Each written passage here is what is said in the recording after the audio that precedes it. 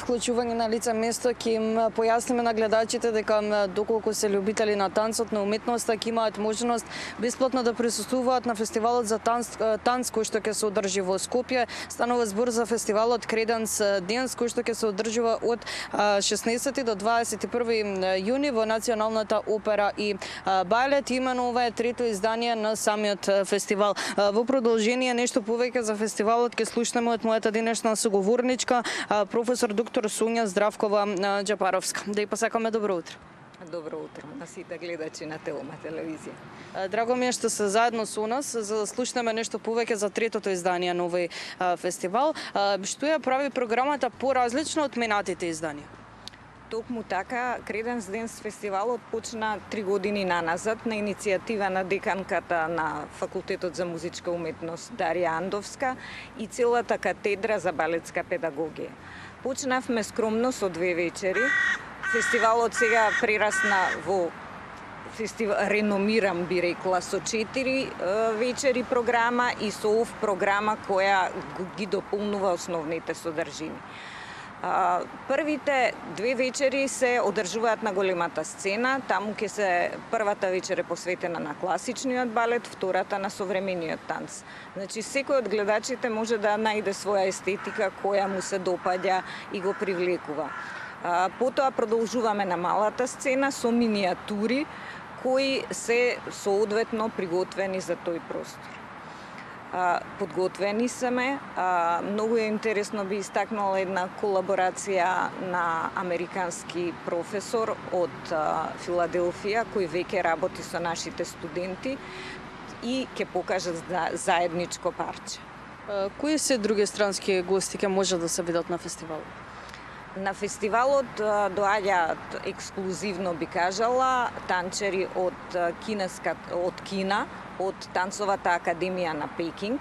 Потоа доаѓаат наши алумни од Германија, Бојан Мујцев, со колеги од Франција и Италија. Имаме кореограф од Шпанија кој работи исто така со наши алумни. Овде би сакала да истакнам дека фестивалот е поддржан од Министерството за култура и туризам, меѓутоа и од Универзитетот Кирил и Методи, кој е наш, под кого сме ние, меѓутоа стално не поддржува во однос на вакви проекти. И особена благодарност до Националната опера и балет, кој ни го отстапи просторот, до генералниот директор Оливер Арсовски, менаџерот Кире Павлов, директорите Марија Шокаровска-Кичевска и Горан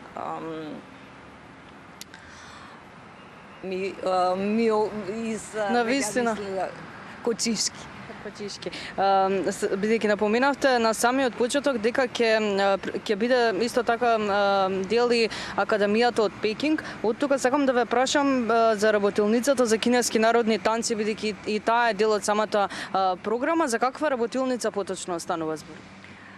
Гостите од Пекинг понудија да одржат една работилница за традиционални танци. Тоа е еден од одсеците на оваа академија и беа отворени тоа да го направат во склоп на нивното гостување. Така што работилницата ќе се одржи на 17 во балетската сала на Факултетот за музичка уметност.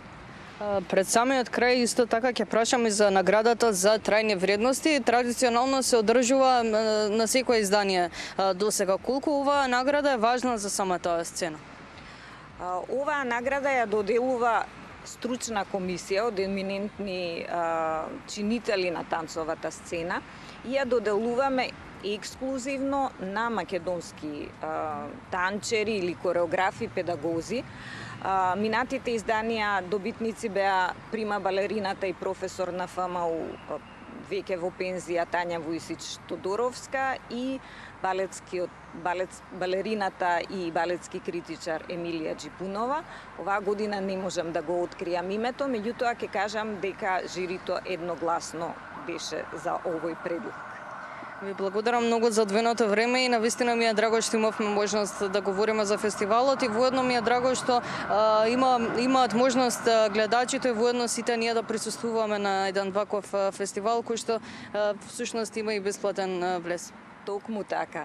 Интенција на фестивалот е да допре до што пошироката публика, така да сите кои се заинтересирани за овој вид на уметност ги поканувам да присуствуваат. Слободен е влезот.